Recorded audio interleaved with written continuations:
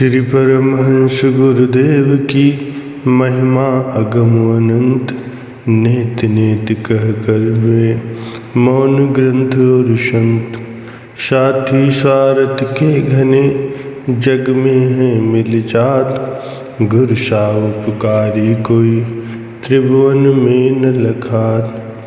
परम हेतु गुरुदेव सम नहीं सकल संसार, अपने तन पर कष्ट सा करें जो परोपकार। सौभाग्यशाली गुरुमुख सज्जन मंडली, सम्मुख विराजमान श्री श्री 108 श्री स्वामी सद्गुरुदेव दाता दयाल जी महाराज जी, श्री तृतीय पातशाह जी महाराज जी के परम पावन दर्शनों को अपने हृदय मंदिर में बसाते हुए मीठे व ऊंचे स्वर में मिलकर बोलो जयकारा बोल मेरे श्री गुरु महाराज की जय। गुरुमुखों, महापुरुषों के जीवन चरित्र से उनकी लीलाओं को श्रद्धापूर्वक सुनने और मनन करने से अपने इष्ट देव के प्रति श्रद्धा, निष्ठा, विश्वास और प्रेम की भावना दृढ़ होती है, जिससे सेवक भक्ति पथ पर सहज ही अग्रसर होता हुआ अपने लक्ष्य को शीघ्र ही प्राप्त कर लेता है और अपना ये मानव जन्म भी सफल कर लेता है। एक बार श्री तृतीय पातशाह जी के श्री चरणों में थोड़ी सी संगत बैठी हुई थी।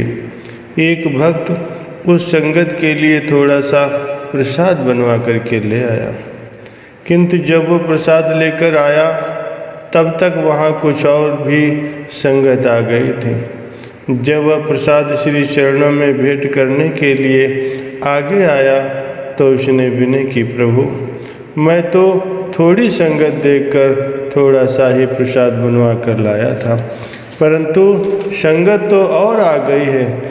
यदि आप आज्ञा दें तो मैं और प्रसाद बनवा कर ले आऊँ। आपने फरमाया, तुम्हारी श्रद्धा भावना से बनवाया हुआ ये थोड़ा सा प्रसाद भी बहुत है, घबराओ मत, ये सबके लिए काफ़ी है। उस दिन आपने अपने कर कमलों से प्रसाद बांटना आरंभ किया। प्रसाद वाला बर्तन कपड़े से ढका हुआ था। आपने वो कपड़ा एक ओर से थोड़ा सा ऊपर उठाया और खुले हाथों से सबको प्रसाद देने लगे। भगत जी ने मन में सोचने लगे कि जिस प्रकार से श्री सद्गुरुदेव महाराज जी प्रसाद बांट रहे हैं, उस हिसाब से तो यह कुछ ही लोगों को मिल पाएगा, सबको पूरा न हो सकेगा। इतनी देर में कुछ और भी संगत आ गई। श्री सद्गुरुदेव महाराज जी सबको बराबर बराबर प्रसाद देते रहे। वो भक्त ये देखकर चकित रह गया कि सारी संगत को प्रसाद मिल जाने के उपरांत भी प्रसाद बर्तन में शेष रह गया है। जब संगत चली गई तो उस भक्त ने श्री चरणों में दंडवत वंदना कर विनय की, दीनदयाल जी आप सचमुच ही भक्त वत्सल हैं, आपकी कृपा एवं शक्ति से प्रसाद पूरा हो गया है, आपने मेरी लाज रख ली। सच है, जुग जुग लाज रखी भक्तन की, सतगुरु कृपाधार। आपने फरमाया, ये सब तुम्हारी श्रद्धा और तुम्हारे प्रेम की शक्ति है। महापुरुषों की लीला सचमुच ही न्यारी होती है। वे समय समय पर अनुपम शक्तियों को दर्शाते हुए भी न्यारे बने रहते हैं। भक्ति पथ पर जो मनुष्य पग रखता है, उसके मार्ग में बाधाएं तो आती ही हैं, किंतु श्री सद्गुरुदेव महाराज जी की कृपा का आश्रय लेकर जो दृढ़ निष्ठा से इस पथ पर आगे बढ़ता है, बाधाएं उसके मार्ग से स्वयं ही दूर हो जाती हैं। संसार में कोई भी ऐसी विरोधी शक्ति नहीं है जो अटल विश्वास और अविचल श्रद्धा के सामने ठहर सके। इसी विषय में यहाँ भक्त गोविंद चंद्र जी का वृत्तांत श्रवण करने योग्य है। भक्त गोविंद राम जी में बाल्यकाल से ही संत महात्माओं के प्रति अत्यधिक लगन, श्रद्धा और प्रीति थी। वे माता पिता के इकलौते लड़के थे। उनके माता पिता को ज्योतिषियों ने बताया था कि इस लड़के को नदी, नहर अथवा तालाब आदि के समीप मत जाने दिया करें, क्योंकि इसके पानी में डूब जाने का भय है। अतः उनके माता पिता ने भक्त गोविंद राम जी को नदी, नहर अथवा तालाब में नहाने से सख्त मना किया हुआ था। जब श्री सद्गुरुदेव महाराज जी श्री तीसरी पातशाही जी साधु वेश में सिंध को कृतार्थ कर रहे थे, उन्हीं दिनों भक्त गोविंद राम जी को आपकी पावन संगत का सुअवसर प्राप्त हुआ। आप नित्य प्रति कुछ सेवकों के साथ सिंधु नहर पर स्नान के लिए जाया करते थे। नहर में भक्तों सहित स्नान करने के उपरांत आप अनुपम लीला किया करते थे। भक्त गोविंद राम जी भी अन्य भक्तों के साथ सम्मिलित होकर नहर पर श्री दर्शन के लिए जाया करते थे। सभी भक्त तो स्नान करते, परंतु वे नहर के किनारे एक पत्थर पर बैठ जाते थे और आनंदमयी लीला को निहारते रहते। एक दिन आपने निजी मौज में आकर भक्त गोविंद राम जी को समीप बुलाया और पूछा, तुम स्नान क्यों नहीं करते?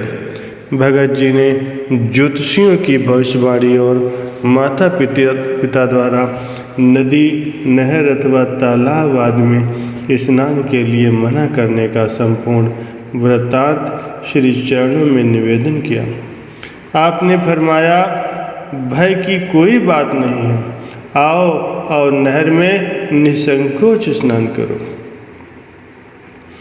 आपके श्री मुख से ये वचन सुनते ही भगत जी नहर में कूद पड़े और आपके तथा अन्य भक्तों के साथ स्नान का आनंद लिया।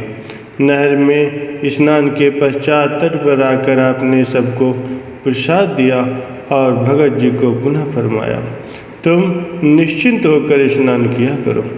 उस दिन से भगत जी नित्य प्रति नहर में स्नान करने लगे। उनका भय जाता रहा और जो आशंका ज्योतिषियों ने प्रकट की थी वो भी सब दूर हो गए। इससे भगत जी के हृदय में आपके प्रति अचल निष्ठा, अटल श्रद्धा एवं अटूट प्रेम का संचार हो गया। भगत जी के पिताजी ने जब आपके प्रति उनकी बढ़ती हुई लगन को देखा तो ज्योतिषियों के पास गए और इसका उपाय पूछा कि कैसे इनको मार्ग से हटाया जाए। एक ज्योतिषी ने बड़े गर्व से कहा कि हम तुम्हें रख धागा देते हैं, बस एक बार घोलकर उसे पिला दो तो जीवन भर उधर मुंह भी नहीं करेगा। इस प्रकार भगत जी पर कितने ही जादू मंत्र चलाए गए, परंतु उन सब का उनके ऊपर कोई प्रभाव नहीं पड़ा। अपितु दिन प्रतिदिन दशा ऐसी बनती गई कि आपके श्री चरणों के में उनका प्रेम बढ़ता ही गया। यहाँ तक कि उन्होंने रात्रि के समय भी घर आना छोड़ दिया। धीरे धीरे यह बात फैल गई कि भक्त गोविंद राम जी साधु संतों के सेवक बन गए हैं और उन पर किसी का कोई वार नहीं चल सका। एक दिन भगत जी ने संपूर्ण वृत्तांत श्री चरणों में निवेदन किया। आप उसमें साधु वेश में थे और उसी दिन श्री सद्गुरुदेव महाराज जी श्री दूसरी पातशाही जी के श्री दर्शन करने के लिए जा रहे थे। आप भगत जी को अपने साथ ले गए।